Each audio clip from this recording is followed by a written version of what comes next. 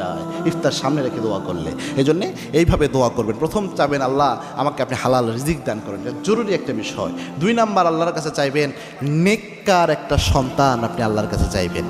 প্রথমে নেককার স্ত্রী চাইবেন। নেককার স্ত্রী এই দুনিয়াতে সবচেয়ে গুরুত্বপূর্ণ। আল্লাহর হাবিব বলতেন আর দুনিয়া কুল্লুহা মাতা, এই দুনিয়াতে সব সম্পদ, তবে খৈরুল মাতা আর দুনিয়া আল মারাতু সলিহা, এই দুনিয়ার মধ্যে সবচেয়ে দামি প্রেস্টিজিয়াস সম্পদের নাম হচ্ছে একজন দিনদার নেককার স্ত্রী।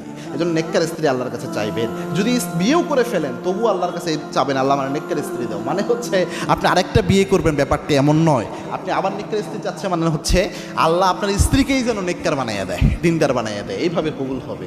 তো ভাবির সামনে আবার দোয়া করতে যাই এমনি কইরেন না যে আল্লাহ নেককার স্ত্রী দান করো, বলবেন যে আল্লাহ আমার স্ত্রীকে আপনি নেককার বানাইয়া দাও, না হলে কিন্তু খবর আছে ইফতারি পাবেন না সামনে।